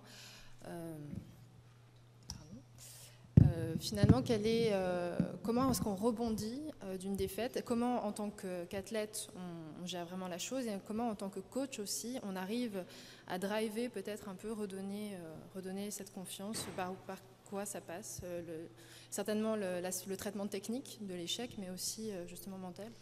Alors, si je peux me permettre, ça passe par une analyse des plus objectifs, une discussion avec l'athlète. Bien souvent, nous, en ce qui nous concerne, on fait de nombreux déplacements et le débriefing de la compétition, victoire ou défaite, se fait dans le bus parce qu'on a le temps et qu'on a que ça à faire, donc on gère ça dans le bus. Et ça va être la manière la plus objective et la plus honnête que vont avoir l'athlète et le coach. Et là encore, le professeur Ripoll faisait part de la relation qu'il doit y avoir, la relation de confiance qu'il doit y avoir entre l'athlète et l'entraîneur. Ça passe par nos formations. On parle de la relation entraîneur-entraîné. C'est indispensable d'avoir un discours des plus honnêtes pour gérer et appréhender la défaite et pour pouvoir rebondir. Si on ne voit que le côté négatif de la défaite, on ne pourra pas rebondir. C'est pas possible. Ni le coach vis-à-vis de l'athlète, ni l'athlète vis-à-vis du coach, ni, encore plus grave, l'athlète vis-à-vis de lui-même. Il faut qu'il y ait une remise en question permanente, une remise en question tant de l'athlète que du coach. Parce que une défaite, ce n'est pas la défaite d'une seule personne, c'est vraiment la défaite des deux combinés, que ce soit l'équipe ou que ce soit le coach. Et c'est s'il y a cette honnêteté qu'on peut rebondir sur un nouvel objectif, parce qu'il faut se refixer, Alain le disait fort justement, il faut vraiment se refixer un objectif. J'allais dire, j'ai eu la chance de le vivre, de perdre le combat que je ne voulais pas perdre. Je l'ai perdu, je l'ai analysé. Et l'année d'après, j'ai été champion du monde, mais parce qu'il a fallu, je vais le dire vulgairement, comme je le dis à mes élèves, il faut se botter le cul, il faut se poser les bonnes questions et il faut se remettre encore une fois au travail parce qu'il n'y a que par ça qu'on peut y arriver. Il n'y a que le travail, endurer. Pour durer, je le retiendrai. Moi, je veux témoigner en tant que sportif, justement, parce que la défaite, c'est quelque chose de difficile à vivre. Pour certains qui ont justement du mal à gérer le stress et la défaite, c'est comme une mort, en fait, mort physique et mentale, en fait. On a vraiment la sensation et les sentiments que plus rien qui existe, en fait, qu'on s'en fout de tout. Et en fait, pour moi, je l'ai toujours senti comme une sorte de, je sais pas, avortement, quelque chose de mauvais, quoi, quelque chose qui sort de ton corps, mais que tu te vides. Et en fait, le travail d'entraîneur pour moi et le travail aussi de toi-même, de raccourcir le temps au plus court possible pour que derrière il y ait une révolte. Révolte pour se dire que non, je ne m'arrête pas là, justement trouver des objectifs, se fixer des buts et de aller vers avant, il faut se révolter parce qu'on a toujours comme une sorte de morte en fait après chaque défaite. Et comme nous en fait en saison ça se passe sur 9 mois, mais tous les semaines on a des matchs, voire tous les 3 jours, des fois la révolte il faut qu'elle vienne vite. Il faut vraiment la mesurer, cette sorte de petite morte, il faut qu'elle dure un jour parce que si elle dure 2 jours, 3e jour, il peut avoir une autre défaite et c'est difficile à gérer. En fait, voilà, le plus important, c'est de gérer ces périodes-là au plus court, de les raccourcir au maximum. Mais ça doit être d'autant plus peut-être compliqué quand on joue en équipe finalement, parce que la sensibilité de chacun n'est pas la même, j'imagine. Il y a des gens qui sont peut-être... Même si on est dans l'équipe, tout à l'heure on a parlé avec les filles, chaque sport collectif, c'est tout d'abord un sport individuel. Parce que quand on commence, c'est comme on a dit, c'est un petit peu pour ton propre ego, pour ta propre réussite, et tu travailles toute seule.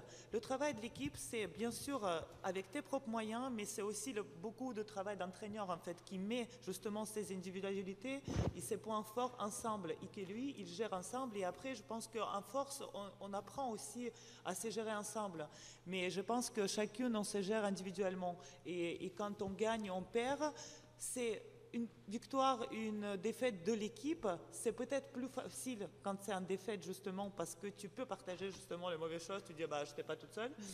Mais finalement, je pense que c'est quand même, on est tous individuels dans un groupe. Ce qui est particulier pour les sports collectifs, c'est quand il y a une défaite, mais on a fait une bonne performance. C'est toujours un peu ambivalent parce que on a ce double sentiment où on est de satisfaction parce que l'ego, on a bien joué, mais après il y a quand même ce couperet de la défaite qui vient nous plomber en fait.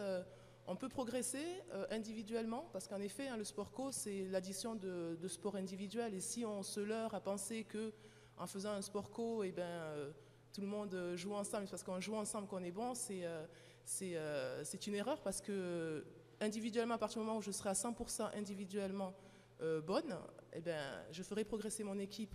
Et c'est vrai que quand on est dans cet élan de progression et qu'on n'a pas de résultat, on a un résultat défaite, on a du mal à se positionner parce qu'on veut avoir un résultat personnel, mais on fait un sport collectif qui dépend des autres. Donc c'est après. Qui est-ce qui fixe les objectifs? On a des doubles objectifs. De l'équipe globale, c'est le coach? Ça dépend après c'est l'entraîneur, avec l'entraîneur en fonction de comment on a évolué. En tout cas, nous, pour la part, au niveau du handball féminin, c'est parce qu'on était bien et qu'on a fait un gros travail en amont et qu'on sentait. Bon, il y a eu un gros effet surprise en 99 où personne ne nous attendait. Et match après match, on se refixait le soir, on se réunissait et on faisait en effet un débriefing du match. Bon, on avait la chance d'avoir gagné, avoir des accumulations de victoires. Et après, on repartait sur autre chose le lendemain matin. On avait tourné la page de ce match-là, et le lendemain, c'était une autre histoire. Et donc, pendant 15 jours, on a vécu 15 histoires différentes. Donc, avec l'entraîneur, il nous fixait les objectifs, mais après, il y avait l'objectif du groupe, en fait. Donc, c'était... Oui, parce que c'est vrai que vous parliez aussi de ce partenariat entre coach et sportif. Et je ne sais pas si parmi vous, vous avez tous eu cette relation plutôt positive, on va dire, dans le sens où...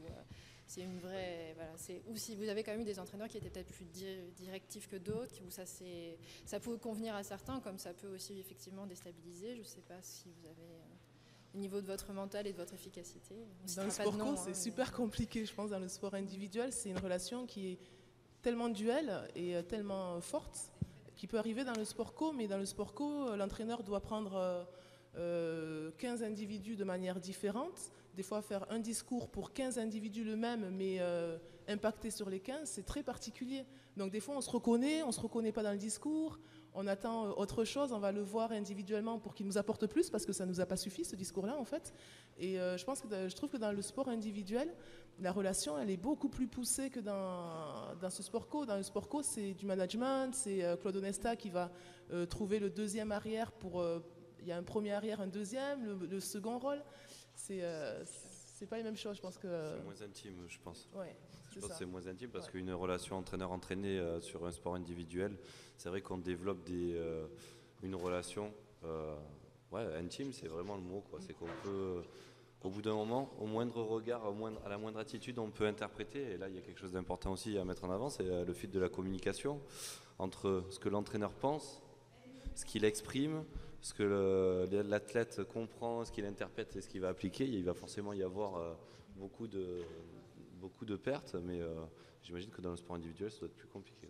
Mais c'est ce que j'ai envie de dire aussi. J'ai eu des entraîneurs, moi par exemple, avec qui je m'entendais très bien, des entraîneurs qui m'ont soutenu, des entraîneurs qui m'ont mis en confiance et que bien sûr que c'était beaucoup plus facile. Mais j'ai aussi eu des entraîneurs avec qui j'ai eu des résultats énormes, avec qui je ne m'attendais pas du tout bien, avec qui je veux dire que j'avais l'impression qu'on est en conflit total, mais à chaque fois j'avais l'impression que j'ai réussi à m'adapter et de réussir à me prendre un rôle. Par exemple, avec les entraîneurs avec qui je ne m'attendais pas, je me mettais comme si je dois les prouver justement que j'ai raison, etc. Et du coup, ma motivation, elle était encore plus énorme, c'était pas évident, mais on peut réussir aussi, c'est peut-être beaucoup plus dur, mais on peut réussir aussi dans ce sens-là aussi. Voilà, je vais peut-être donner la parole à certaines personnes du public. Oui, bon, voilà. On va poser la question pour la dame qui vient de partir. La dame qui vient de partir aurait été très, très heureuse d'entendre de votre bouche quelle a été la première motivation, le premier déclencheur, le premier stimulant à déclencher une carrière de championne.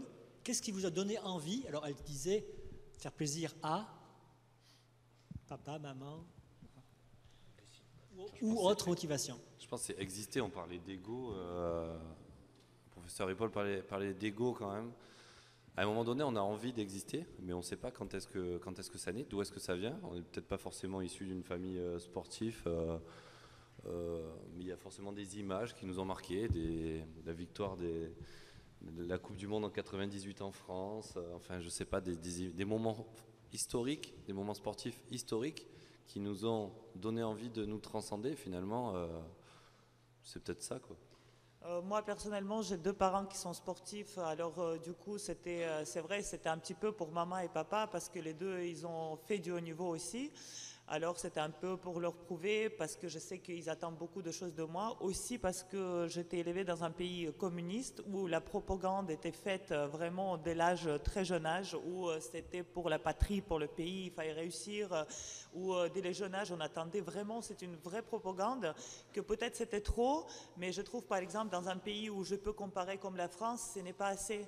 On n'a pas assez de ce patriotisme qui peut nous pousser aussi parce que pour moi, c'est quelque chose qui m'a énormément motivée. Et maintenant que je suis française, quelque part, moi, je ne sais pas, moi, d'entendre la Marseillaise, même si je ne suis pas d'origine, ça me fait des frissons. J'ai envie d'un coup, je ne sais pas, quand on regarde un film qui parle de sport, de grands moments, etc. Mais c'est un côté, voilà, patriotisme qui m'a aussi poussé de réussir.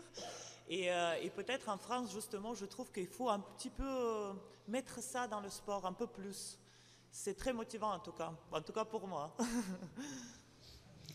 Donc maintenant, 2 questions pour le professeur Ripoll.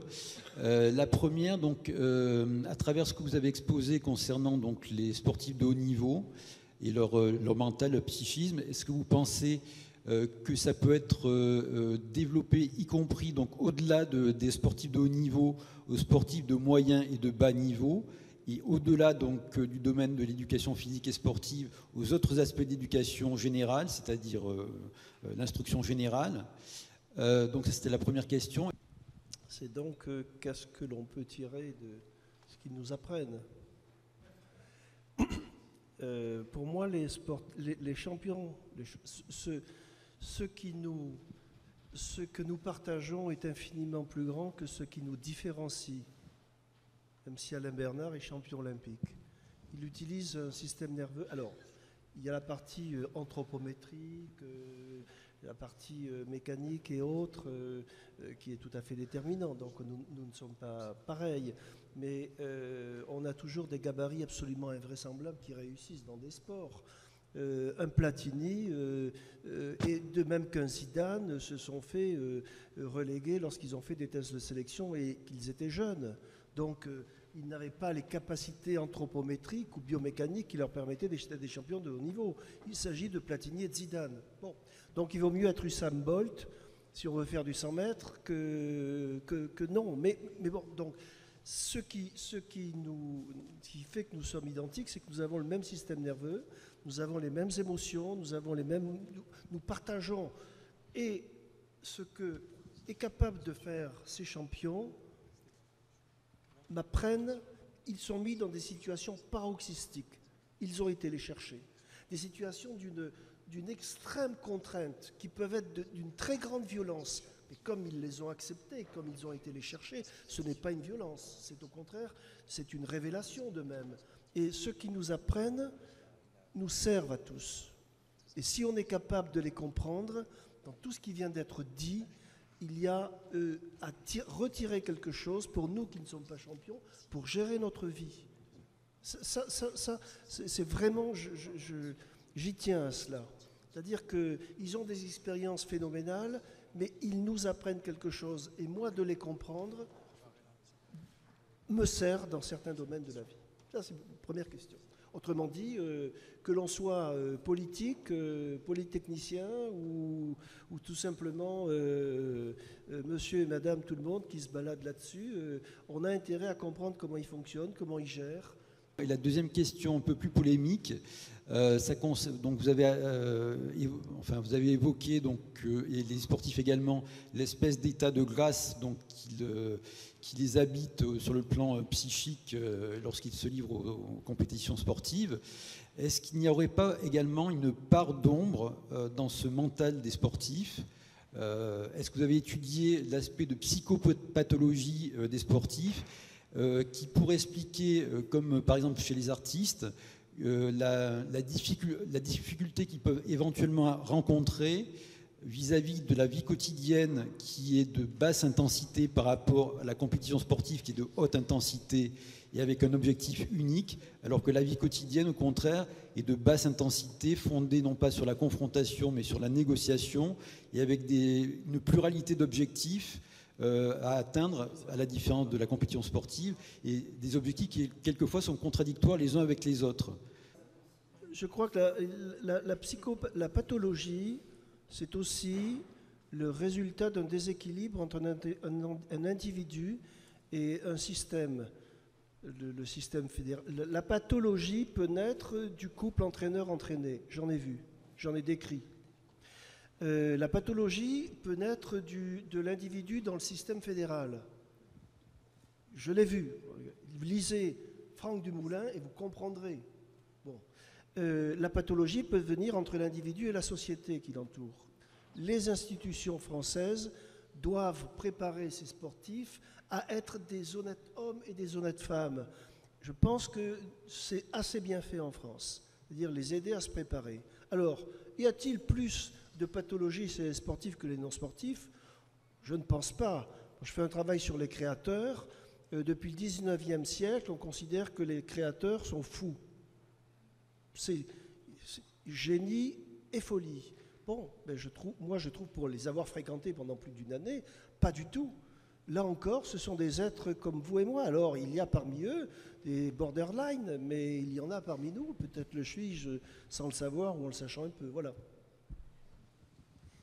Si je vais donner la parole à ce jeune homme. Bonjour.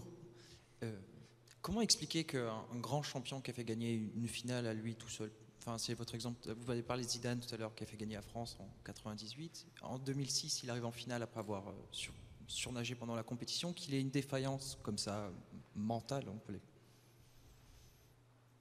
Vous posez la question à qui? À vous. Okay. Alors, attendez, comment se fait-il qu'un grand champion peut gagner une finale à lui tout seul? Vous parlez de sport collectif, là?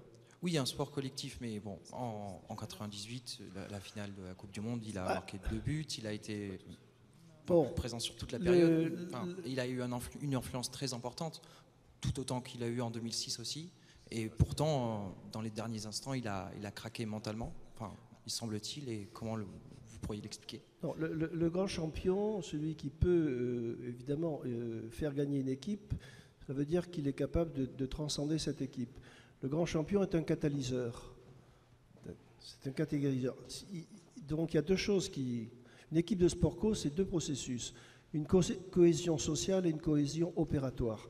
La cohésion sociale, c'est les relations que nous entretenons. Les rôles et les statuts qui sont organisés par l'entraîneur et la façon dont nous arrivons à nous coordonner. Donc l'un d'entre eux, parce qu'il a des capacités ou des moyens, c'est le cas de Zidane, est capable de cristalliser tout cela. Et puis il y a la cohésion opératoire, c'est le système de jeu. Eh bien tout ça, il y a des individus qui sont capables de tirer ces individus. Et c'est le cas aussi du coach. Regardez Aimé Jacquet. Aimé Jacquet, il est pour une bonne part dans la réussite de cette équipe. Et c'est très intéressant d'analyser le processus. Quelles sont les transactions qui peuvent se faire. Et vous le disiez, je n'ai pas besoin... Alors j'ai dit, ça peut paraître contradictoire, j'ai dit, c'est que statistiquement, c'est lorsque le coach croit en moi et que je crois en lui que l'on est bon. Mais au-delà de vos désaccords, peut-être que lui croyait en vous et peut-être que vous croyez en lui, dans votre capacité à arriver. Alors après, il y a des processus personnels. Eh bien, vous, apparemment, au moins dans cette situation, vous vous construisez dans l'adversité. Chose que vous avez repris 2 fois, le sentiment de révolte. Alors, c'est une façon de gérer. Voilà. Donc, ça ne tient pas au miracle. Mais vous savez, les psychologues expliquent toujours les miracles parce qu'ils arrivent après que le miracle se soit produit. Bon. Bonsoir à tous, bravo pour vos interventions. J'ai une question pour le professeur Ripoll ou les autres sportifs, s'ils veulent bien m'aider à trouver la réponse. J'aimerais savoir, est-ce que vous pensez qu'on peut arriver à être sportif de haut niveau sans l'intervention d'un coach, sans être coaché? Est-ce qu'on peut s'auto-coacher? Alors, excusez, je réponds très rapidement. Dans le coach, le terme, il y a deux choses. Hein. Ce qu'on peut appeler coach d'entraînement, les sportifs appellent maintenant leur entraîneur coach. Donc c'est le coach d'entraînement. Après, il y a du coach psychologique dont la fonction n'est pas d'intervenir sur l'entraînement proprement dit, mais sur l'individu ou l'équipe. Les sportifs peuvent-ils arriver à un très haut niveau sans avoir de coach? Duquel vous parlez? Si c'est de l'entraîneur, je dis non. Je n'en connais pas un seul qui puisse arriver sans entraîneur. Vous allez en connaître un. Vous allez en connaître je vais malheureusement être obligé de vous contredire. Oui, mais vous avez commencé à quelle époque? Oui, mais il a tout à fait raison de dire à quelle époque. À quelle époque? J'ai commencé en 1978, j'avais 20 ans, et j'ai eu un entraîneur qui était plus un passionné qu'un professionnel, qui m'a donné le goût à cette discipline, et au bout de 18 mois de pratique, je l'ai quitté, et j'ai mené ma carrière en autodidacte jusqu'à 38 ans avec les résultats que j'ai eus. Et c'est pour ça que je suis, à l'issue de ma carrière de haut niveau, je suis devenu coach pour justement éviter aux athlètes d'être sans coach, parce que j'ai vécu, vous parliez tout à l'heure d'endurer, j'ai vécu des choses très très difficiles dans la gestion, dans la préparation, dans l'entraînement, dans la gestion de la victoire et de la défaite, etc. Et c'est pour ça que j'ai passé les diplômes pour pouvoir être coach et ne pas être revanchard justement sur ma vie d'athlète, mais au contraire faire partager mon expérience, et en évitant tous les pièges justement d'être un autodidacte. Oui, mais en réfutant mon argument, vous me donnez raison. Mais ça ne me dérange pas de vous donner raison non plus. Hein. Et monsieur a répondu, mieux que je ne le ferai, à l'intérêt qu'il y a à avoir un coach d'entraînement. Quant maintenant au coach psychologique, il y a 8 ans, quand j'ai fait mon premier livre, il y avait très peu d'entraîneurs qui avaient un propre coach, un accompagnant, et il y avait environ 10 à 15% d'athlètes qui avaient un coach autre que l'entraîneur, c'est-à-dire un accompagnant, ce que j'appelle un accompagnant. Il y a 2 ans, quand le deuxième livre est sorti, j'ai donc travaillé avec 24 coachs. Sur les 24 coachs, il y en avait coachs d'entraînement, il y en avait 22 qui étaient accompagnés. Et les 2 qui ne l'étaient pas acceptaient l'idée que si un jour ils étaient en difficulté, ils se feraient accompagner. Quant aux 24 athlètes, dont Alain Bernard, sur les 24, je pense que tous étaient accompagnés avec différentes modalités, mais tous étaient accompagnés. Alors, ce qui veut dire que, on est un système où il me semble que ces coachs-là sont nécessaires.